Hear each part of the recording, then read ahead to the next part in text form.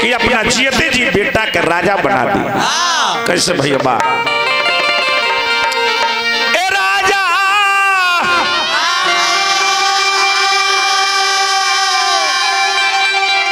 अरे अपना बड़का बबुआ के हरे बनैती गुरुजी राजा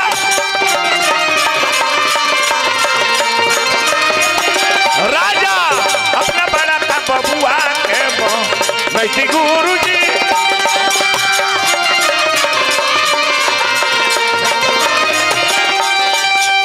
इहे बात हमरो मनसा पूरा होई मन के लालसा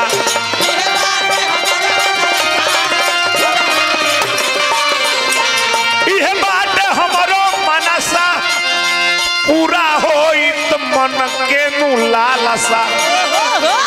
तनियम पूरा पूजा के अपना हमको रति गुरुजी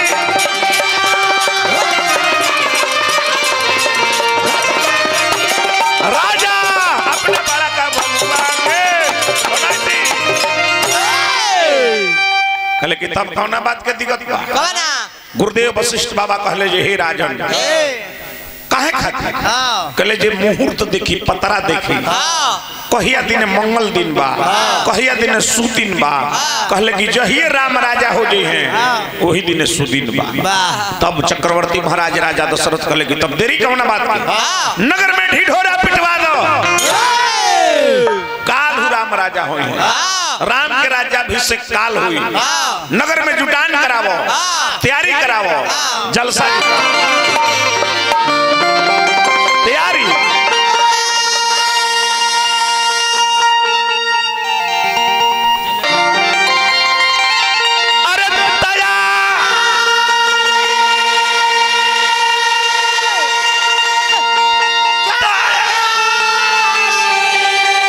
अरे तैयारी हो राजगद्दी के हो खदो अरे तैयारी हो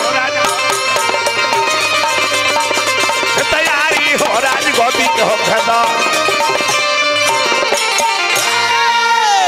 राम हुई है राजा बाजी सगर बाजा तो राम हुई है राजा बाजी अब बाजा राम हुई है राजा बाजी अब बाजा अरे खुशियां मनई है नर नारी राजगद्दी के हो खदो तैयारी राजगद्दी के हो खदो तैयारी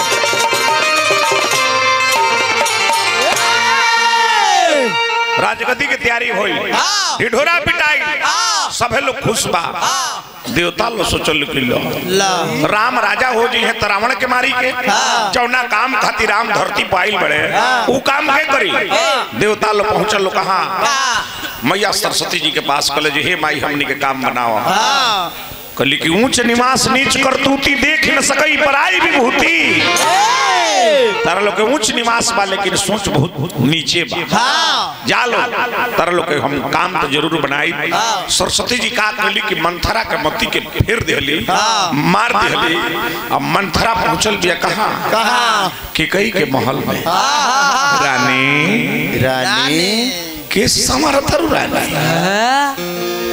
खाली खाता रुपये तरु खाली सुता तरु यही राज में का से का होता तार के समरला से तार चैन नहीं रानी ए मंथरा तू खाली हमार दासी ना हमार सखी बाड़ू हमार संगे आइल बाड़ू जब आइल बाड़ू तो केहू माहौल में नहीं के तब बैठ काहे के हम बहुत खुश बानी राजा सबसे हमसे ज्यादा प्यार करेंगे चुप रहो राजा तारा से धोखा करता है राजा तारा से धोखा कइले बड़े धोखा मंथरा हमके बुझात नहीं खे जोन कहे के बा सब सब बोलो राजा तो सब कहे नी तीनों रानी सबसे प्राणों से प्रिय तू ही बाड़ू इहे तो तारा ज्ञान नहीं खे यही राज में तारा से छल होता कालू राम के राज्याभिषेक हुई अरे मंथरा इतना खुश खबरी देले बड़ू लो मती के हार ले लो तारा खातिर खुशी के बात हुई। हमरा खातिर खुशी के बात नहीं है। हमरा खातिर खुशी के बात हुई कब? जब भरत के राज्याभिषेक हुई तब।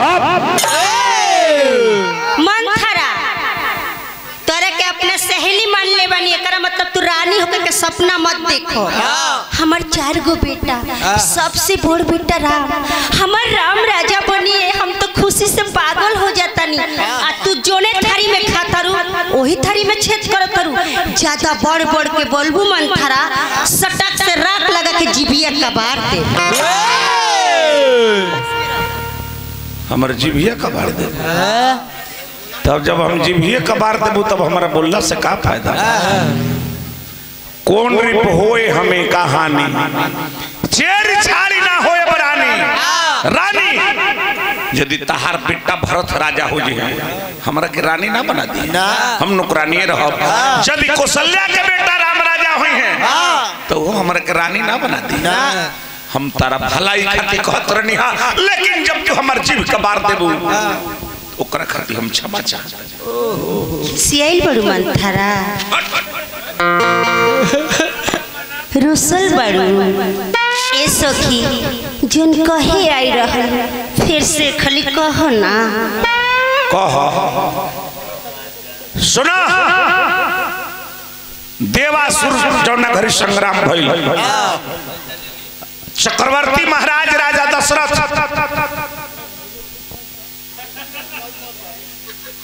भैया ठीक बा चक्रवर्ती महाराज राजा दशरथ के प्राण के रक्षा चल रहल। याद बा? हाँ याद बा। अपन कानी अंगुरी लगा के राजा के प्राण के रक्षा कइल रहलू। याद बा? इहो याद बा। राजा तहरा के वचन देले रहले, कहले कि रानी मांग लो, बर मांग लो, लेकिन तू कहलू कि बाद में मांगब। याद बा? बे इहे बात ई तुम कबो मांग ले, ओकर समय आ गइल बा। 2 गो वरदान राजा के वरदान तारा के धरोहर के स्वरूप में बा, ओकर समय आ गइल बा। 2 गो वरदान मांगो। कौन कौन? पहिल का अपना भरत बेटा के राजगद्दी, राम के वनवास।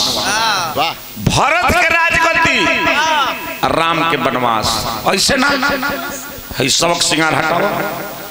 केस खौराओ, जाके को फोन में गिर जा। सुना, जबले राजा अपना राम के क्रिया न खई है तो ले भेद मत कही। जाके को फोन में गिर जा। सुत जा।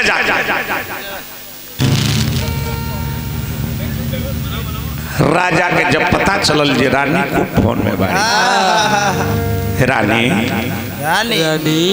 केहू बोलले बा, रानी काहे खिसियाइल बड़ी, काहे खिसियाइल बड़ी, काहे का बात बा बोलो। काहे खिसियाइल बारू, जान ले बुका हो।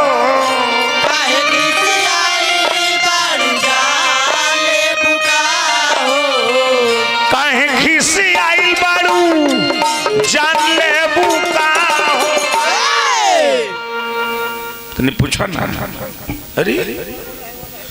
काहे खिसियाइल बारू, जान ले बुका हो। अरे बोल हमर सुगनी परले बुका,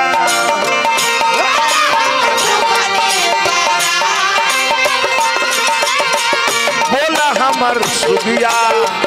परले बुका।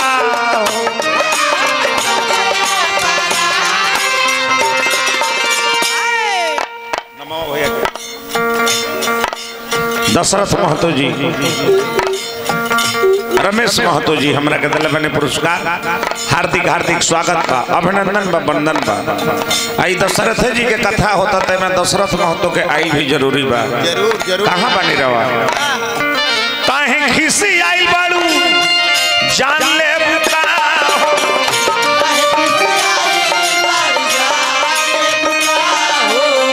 काहे खिसी आइल बाड़ू,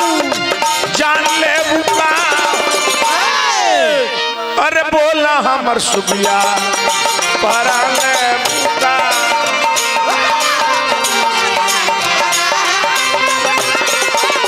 बोला हमर सुबिया परान बुका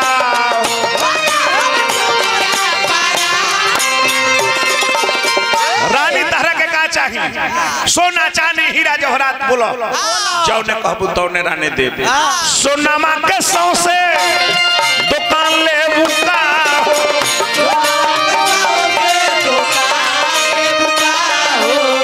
सोनामा के सौसे दुकान ले बुका अरे बोला हमर सुबिया परान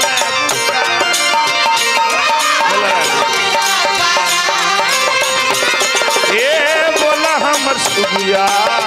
परान बुका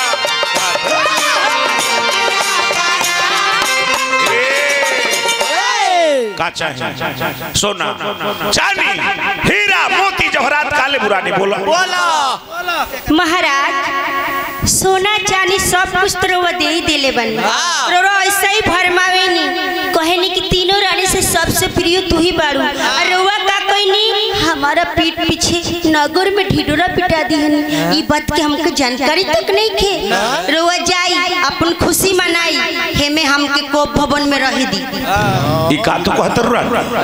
तारा खुशी में हमार खुशी बा का चाहिए तारा के बोलो केकरा के राज से बहरी निकाल दी बोला केकरा के भिखारी बना दी केकरा के राजा बना दी बोला मांगा महाराज याद करी वो समय के बाद देवासुर संग्राम लड़ाई के मैदान में राउर रथ के चक्का टूट के पाक में धस गए रहे हम अपना कानी अंगुरी लगा के राउर प्राण के रक्षा कइले रहनी रौरा बहुत ही खुश भई रहनी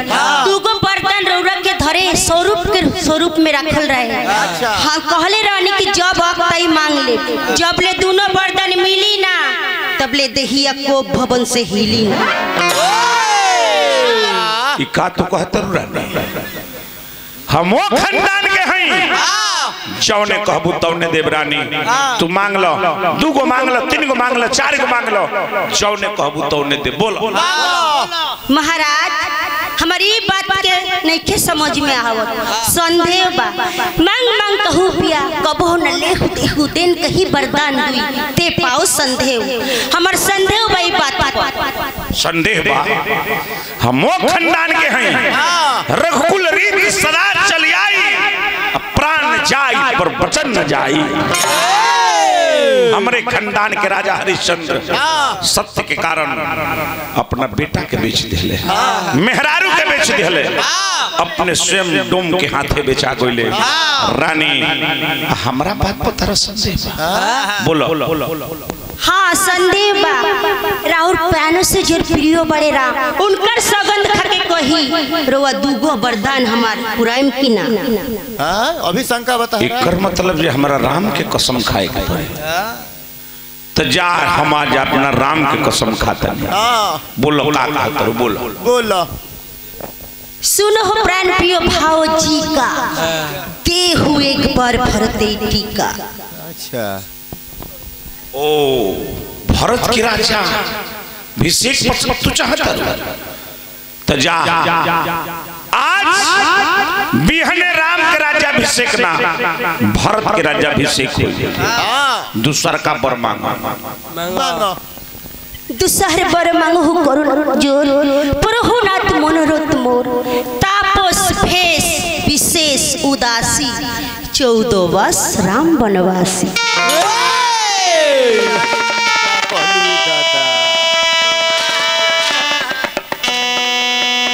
रानी कहत रानी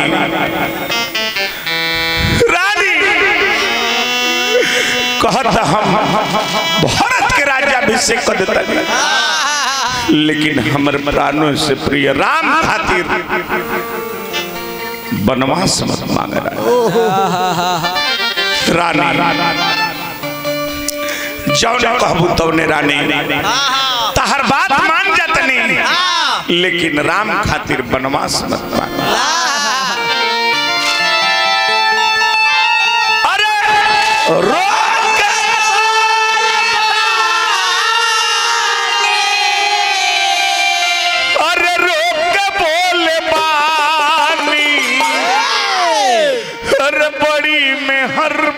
बानी रानी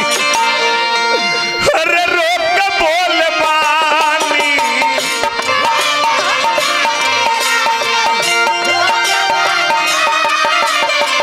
बड़ी मेहरबानी रानी रोक के बोल बानी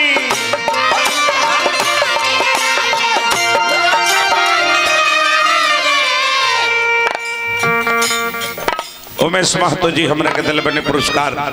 हार्दिक हार्दिक स्वागत बा अभिनंदन बा वंदन रानी हाथ जोड़तनी रानी कहत हम अपना माथ के पगड़ी तहरा चरण पर धर देतनी तारा गोड़ पर गिरतनी रानी रोक के बोल बानी रोक के बोल बानी अरे बड़ी मेहरबानी रानी अरे रोक के बोल बानी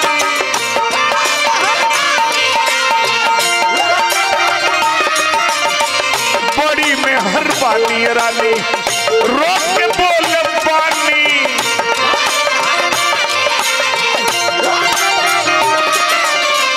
रानी राम चाहे भरत अवध के हुई है राजा बाकी नगर में आज बाजे तो बाजा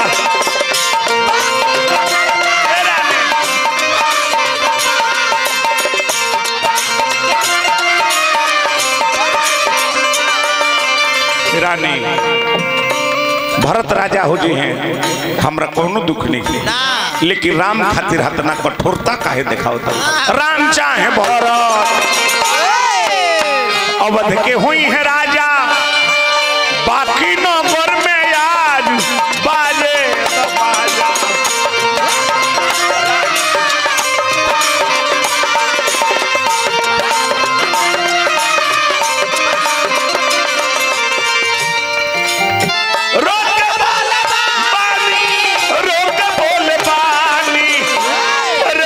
मेहरबानी रानी रोक के बोल बानी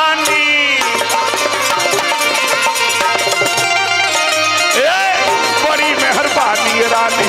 रोक के बोल बानी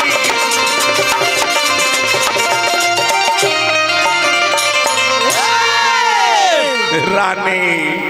हाथ जोड़तनी रानी कार्यवकानी चक्रवर्ती सम्राट राजा दशरथ रघुकुल रीत सदा चली आई प्राण जाई बार बचन न जाई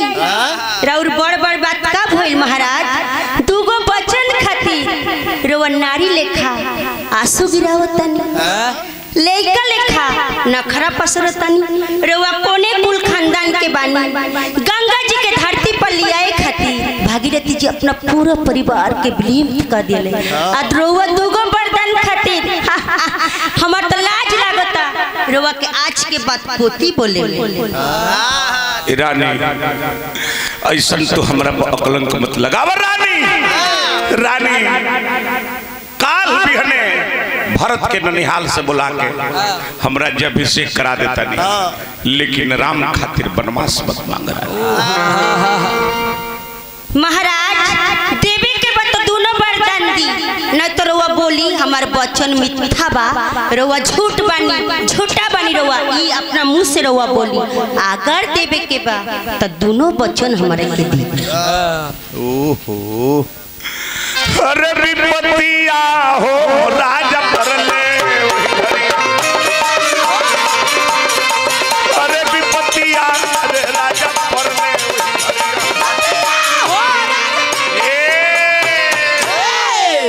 यही से कहल बा मंटू भैया जब मनुष्य बलवान नहीं होता है समय बलवान होता है राजा चक्रवर्ती जब चलस तो दसों दिशा के दिक्पाल हाथ जोड़स आऊ राजा एगो मेहरारू के सोझा हाथ जोड़ते रहे समय समय बलवान केहू धनी ना हो केहू गरीब ना हो केहू के बिल्डिंग ना बनला केहू के पलानी ना हो समय समय जब जब जब करा दी तब महल से रोड पर आ जाइबो समय करा दी तो रोड पर से महल में भी जाए में दुनिया में समय सबसे बड़ा बलवान ये हम प्रसंग के खड़ी पाई करते नहीं।